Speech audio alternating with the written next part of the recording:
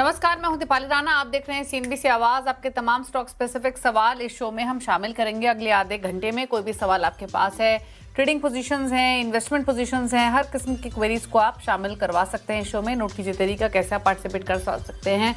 आप व्हाट्सएप के थ्रू या सोशल प्लेटफॉर्म्स के थ्रू कनेक्ट करें। 7045220000 हमारा व्हाट्सएप नंबर है। इसके अलावा आप ये शो लाइव देख सकते हैं सीएनबीसी आवाज के सोशल प्लेटफॉर्म्स पर। आप फेसबुक एक्स पर जाएं, सीएनबीसी आवाज के हैंडल पर अपने सवाल लिख भेजिए #आस्क लिखकर। आज हमारे साथ है मार्केट एक्सपर्ट अमित सेठ आपके सभी क्वेरीज को आंसर करने के लिए। बात करते हैं पहले एक क्विक मार्केट रिकैप के। निफ्टी वीकली एक्सपायरी के दिन बाजार में तेजी रही। सेंसेक्स निफ्टी बढ़त के साथ बंद हुए। मिड कैप स्मॉल कैप्स में बाइंग देखने को मिली। क्या एक्शन रहा ओवरऑल, किन पॉकेट्स में हमने खरीदारी देखी, कहाँ रही मंदी, सब डिटेल समझते हैं पहले कंचन नौटियाल से। कंचन बताइए।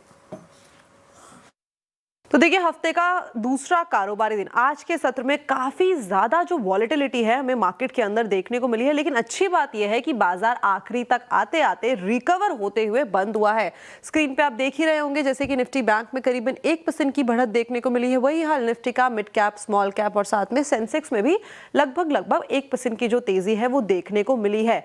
अब अगर बाकी के सेक्टर्स की बात करी जाए तो रुझान यहाँ पे भी कुछ इसी तरीके का दिखाई दिया है। केवल दो सेक्टर ऐसे हैं, एफएमसीजी और निफ्टी आईटी, जहां पे एक प्रेशर जो है वो बाउंड अप होता हुआ दिखाई दिया है। लेकिन रेस्ट ऑफ द सेक्टर्स में आप देखिए कि बढ़त के साथ आज कारोबार होता हुआ दिखाई दिया है। ऑटो की बात करी जाए तो अच्छे खासे गेन्स करीब 2% के यहाँ पे देखने को मिले हैं। डिफेंस में अच्छी तेजी देखने को मिली है। इनफैक्ट रियलिटी में भी अच्छा खासा जो रुझान है वो आज के सत्र में देखा गया है।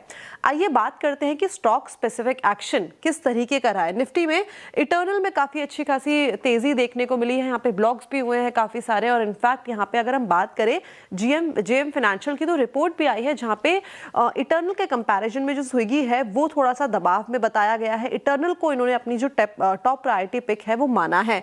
टाटा स्टील में अच्छी तेजी देखने को मिली है। महिंद्रा एंड महिंद्रा कल भी अच्छे गेन्स थे और आज भी अच्छे गेन्स देखने को मिले हैं। और एचडीएफसी लाइफ भी करीबन 2.5% की बढ़त के साथ बंद हुआ है। लूजिंग पॉकेट की बात कर ली जाए तो विप्रो, इन्फोसिस, टाटा कंज्यूमर और सिप्ला में आज जो प्रेशर है वो बाउंड अप होता हुआ दिखाई दिया। हमने देखा कि जो आईटी पैक है, एफएमसीजी पैक है, यहाँ तो प्रेशर आता हुआ दिखाई दिया है। लेकिन कुछ सत्रों से हम देख रहे हैं कि फार्मा पैक में भी एक जो गिरावट है वो बनती हुई दिखाई दी है। ड्यू टू जो जियोपॉलिटिकल टेंशन चल रही है उसका सीधा डोमिनो इफेक्ट यहाँ पे भी आता हुआ दिखाई दे रहा है। मेटल शेयर्स में अच्छी तेजी आज देखने को मिली है। नाल्को, सेल, टाटा स्टील और एपीएल अपोलो ट्यूब्स के जो गेन्स हैं वो अच्छे खासे रहे। इसके अलावा अगर हम बात करें ऑटो सेक्टर की, ऑटो स्पेस की, तो हमने पिछले कुछ सत्रों में देखा था कि गिरावट थी। लेकिन वापस से ऑटो स्पेस में एक रिवाइवल जो है वो आता हुआ दिखाई दिया है। जिसके बाद Bharat forge, Exide industry, Mahindra and Mahindra, TVS Motors में अच्छी तेजी देखने को मिली है। तो दूसरा दिन है जहां पे हमने एक ग्रीन क्लोजिंग दिखाई है। ओके, तो ये रही तमाम डिटेल्स। अब अगले सत्र की क्या तैयारी आपको करनी है उस पर फोकस करते हैं। साथ ही संस्थागत निवेशकों के आंकड़े लेकर आते हैं। एफआईज बिकवाली कर रहे हैं। बिकवाली ही हुई 4741 करोड़ की उनकी तरफ से। और डीआईएस ने हालांकि बाइंग की है 5225 करोड़ की। क्या रणनीति अगले सत्र की होनी चाहिए, इस पर फोकस करते हैं। नमस्कार, बताइए पहले तो मार्केट्स पर क्या व्यू रहेगा। निफ्टी बैंक निफ्टी पर कोई ट्रेड लें, अवॉइड करें, क्या सजेशन? जी, good evening Deepali ma'am and good evening to all the viewers. Ma'am, हमने निफ्टी में कल और आज के सत्र में एक अच्छा खासा बाउंस बैक देखा। I think technically that is due to the fact कि यहाँ पे हम एक तरफा बिकवाली देख रहे थे और काफी ओवरसोल्ड लेवल्स हो चुके थे। एक निफ्टी का सपोर्ट था यहाँ पे लगभग 23,000 के आसपास। मार्केट ने 2 दिनों से वहीं से रिबाउंड किया है। तो ओवरऑल पहले तो ये सलाह है कि हम इस मार्केट में due to lot of news हम पोजिशनल कोई नहीं कैरी करेंगे, बट स्ट्रिक्टली इंट्राडे रहने की सलाह है। बिकॉज ओवरनाइट क्या न्यूज आती है यहाँ पे पता नहीं चलता। इमीडिएट कॉन्टेक्स्ट की अगर बात करें और आपकी अगर पोजीशन है तो लगभग 23,700 750 के आसपास वहां पे प्रॉफिट बुक करने की सलाह है। बिकॉज अभी भी हम 10 डेमा के नीचे ट्रेड कर रहे हैं। लगभग 23,850 के आसपास रेजिस्टेंस है। वहां पे 50-100 पॉइंट अगर हमें कोई प्राइस एक्शन पे रिजेक्शन मिलता है तो हम शॉर्ट भी जा सकते हैं। बट ओवरऑल मुझे ये लगता है कि निफ्टी का नियर टर्म में जो रेंज है, ब्रॉडर रेंज विल बी 23,300 और ऊपर में 23,800। नियर अबाउट 23,800 हम एक शॉर्ट पोजीशन बना सकते हैं और 23,300 अगर नीचे आए तो हम वहां पे एक लॉन्ग बाय ऑन डिप की रणनीति कर सकते हैं। बट ये सारी strategies subject to real price action confirmation in the markets. रही बात निफ्टी बैंक की, यहाँ पे भी हमने एक ओवरसोल्ड लेवल से जरूर एक बाउंस बैक देखा है। अब हमारा अहम क्रूशियल सपोर्ट हो जाता है 54,000।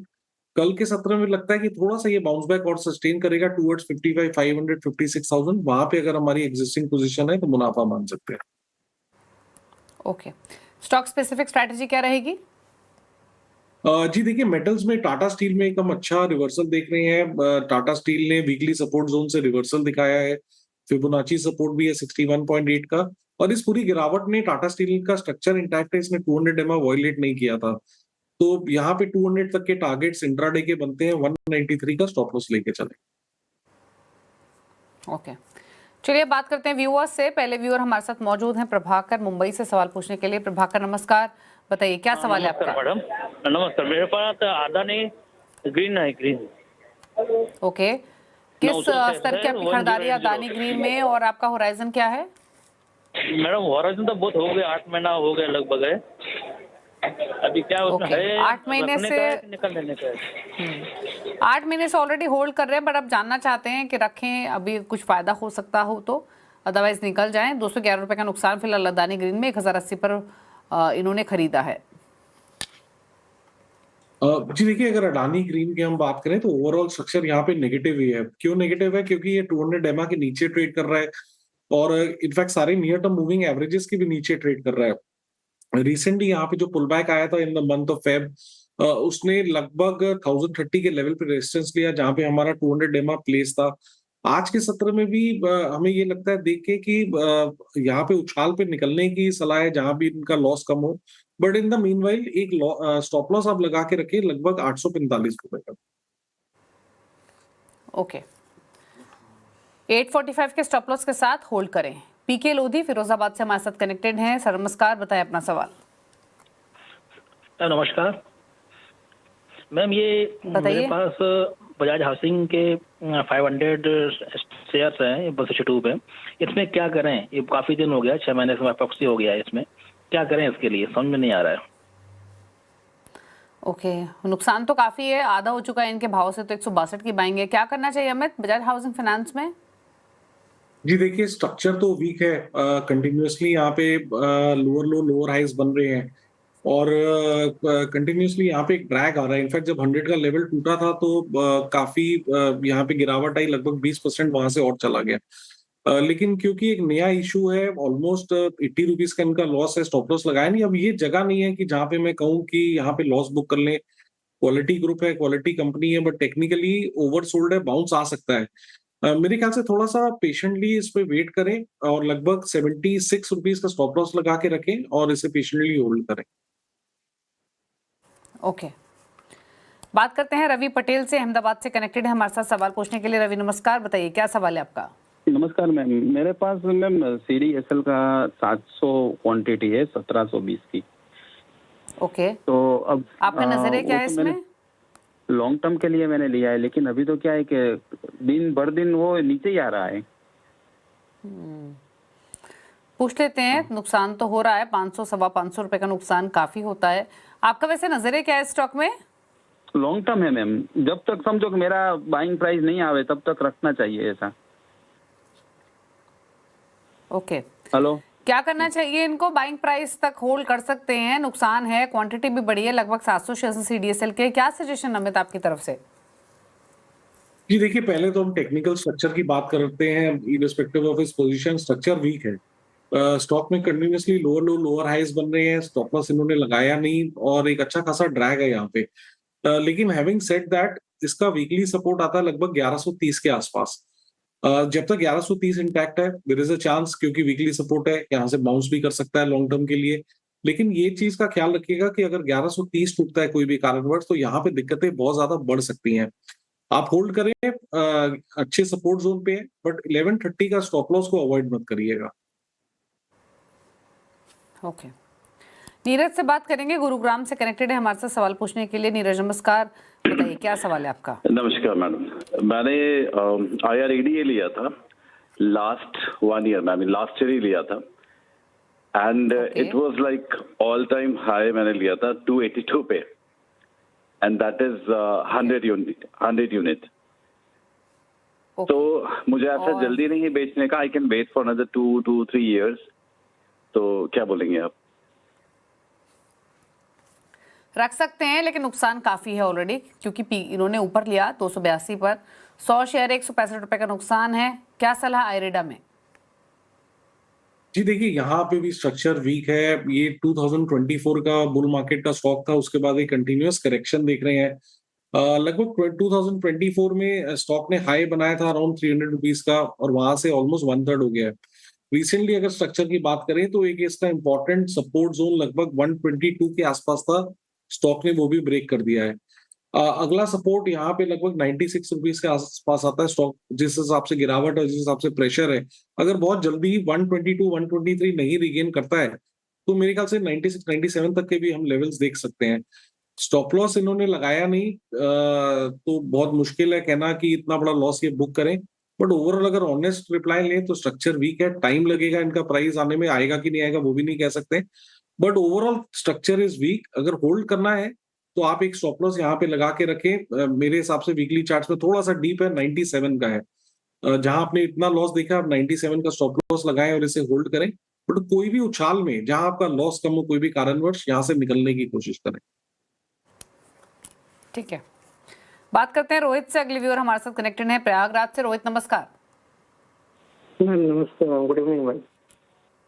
बताइए क्या सवाल है आपका? मैम मेरा एक स्टॉक होल्ड किया हूँ, भारत फोर्ज। इसकी मेरे पास 2000 शेयर्स है at the rate 1422। Okay ma'am इसमें 1422 एक्चुअली की बाइंग है। फंडामेंटल देखा जाए तो मैम फंडामेंटली तो मेरे को फिर भी सही है, क्योंकि मैंने मैनेजमेंट की कमेंट्री सुना तो उनका कहना है कि इनके पास करेंटली 11,000 करोड़ की ऑर्डर बुक है और 30,000 करोड़ ऑर्डर बुक का प्रिडिक्शन है नेक्स्ट ईयर के लिए। बट मैम मेरे पास फंडामेंटल थोड़ा जानना था कि मैं नेक्स्ट 1 ईयर के लिए होल्ड रख सकता हूँ कि नहीं। अभी ऐसा कोई हेडविंड जिसके कारण इसमें डर हो नीचे जाने का? पूछ लेते हैं क्या सजेशन रहेगा आपके लिए, क्या व्यू रहेगा, क्योंकि अभी तो मुनाफे में है ये, लेकिन डेफिनेटली जब प्रॉफिट्स में होते हैं, मार्केट का मूड इस तरीके का हो तो थोड़ा डर लगता है कि प्रॉफिट्स को प्रोटेक्ट करें या क्या स्ट्रैटेजी रखें। क्या सलाह रहेगी आपकी तरफ से?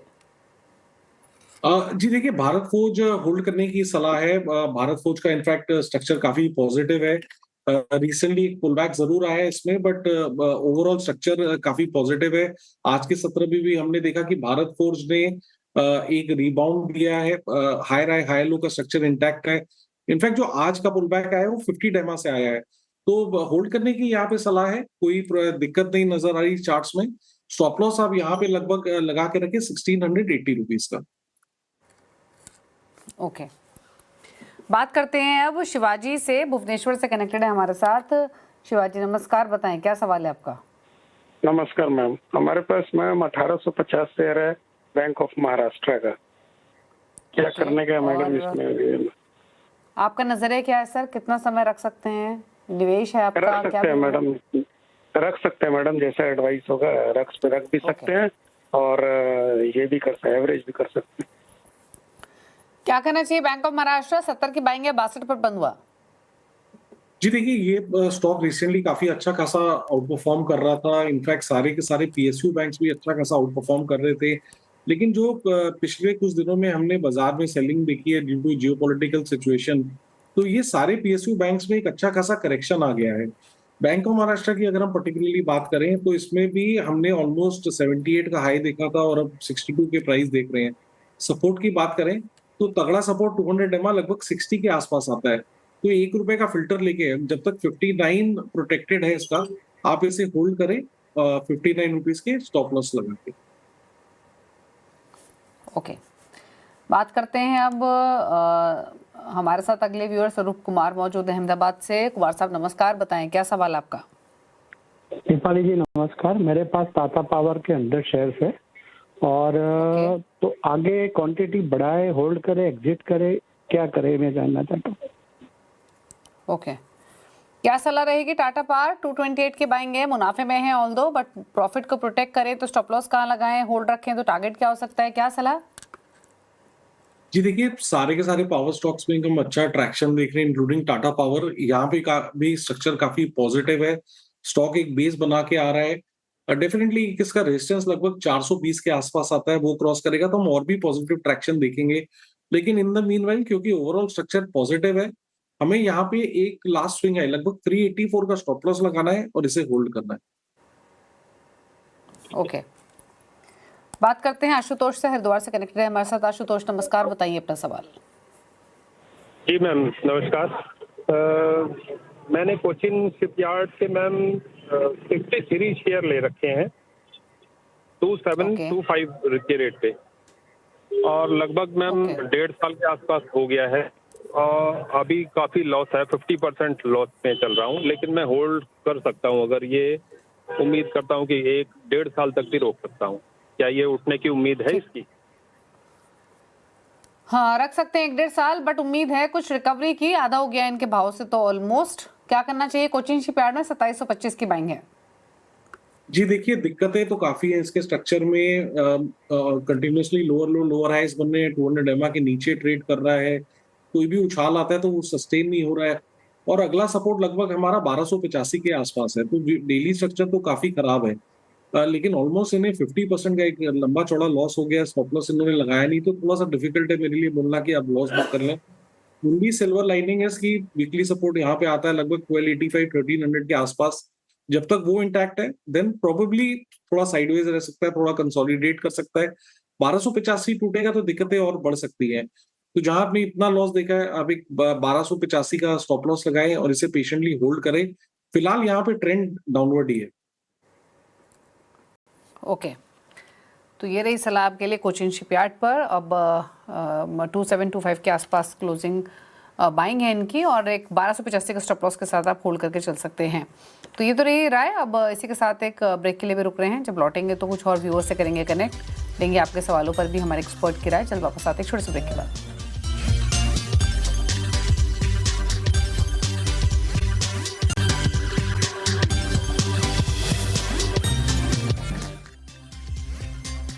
आप देख रहे हैं सीएनबीसी आवाज, हमारे साथ अहमद सेठ जो आपके सवालों कर रहे हैं आंसर। फटाफट से सवाल लेते हैं। अब एक संतोष ने सवाल भेजा है लखनऊ से।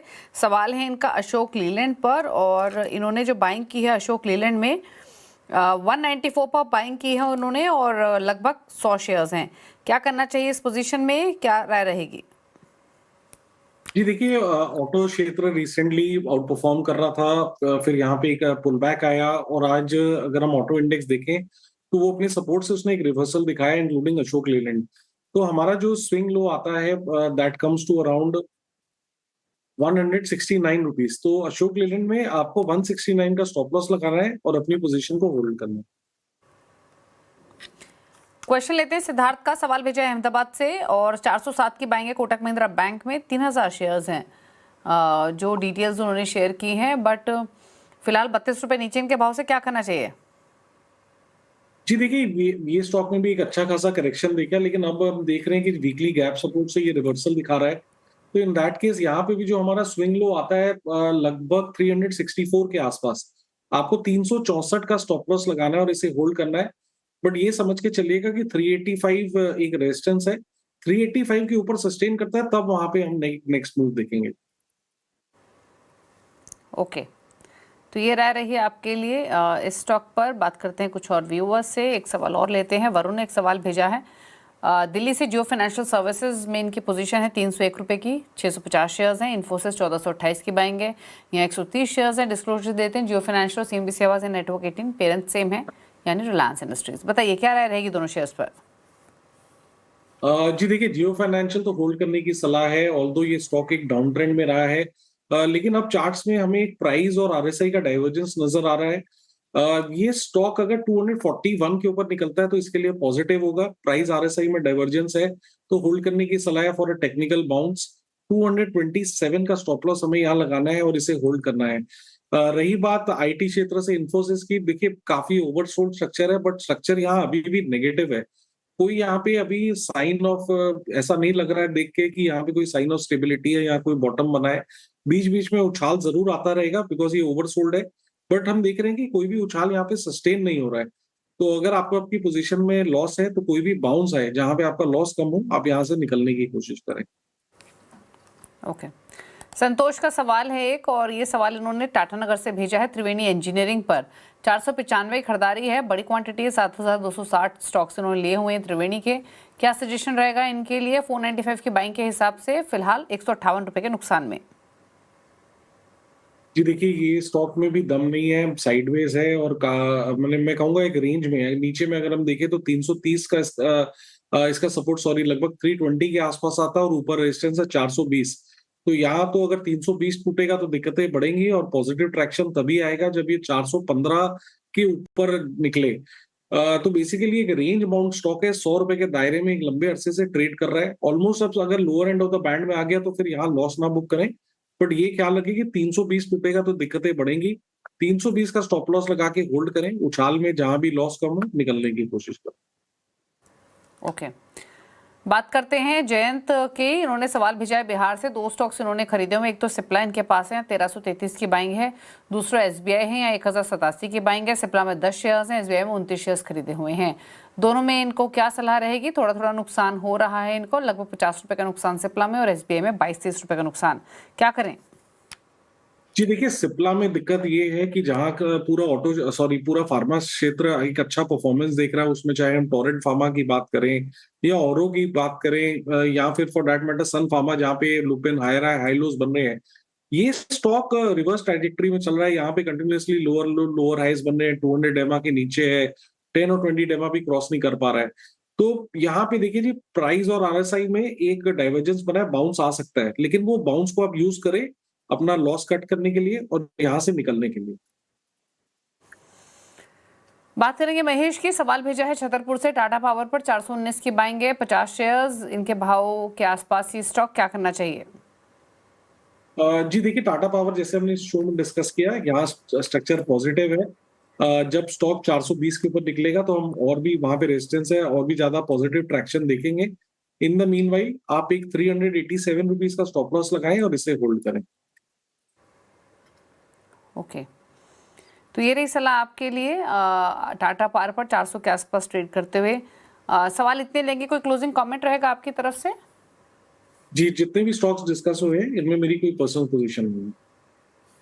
ओके, तो यहाँ पर्सनल पोजीशन नहीं है, ये डिस्क्लोजर अमित की तरफ से। चलिए, शुक्रिया आपका आने के लिए शो में और सभी क्वेरीज को आंसर करने के लिए। रुकना इसी के साथ एक ब्रेक के लिए। इस शो में तो इतना ही। ब्रेक के बाद भी खबरें जारी हैं CNBC आवाज पर। नमस्कार।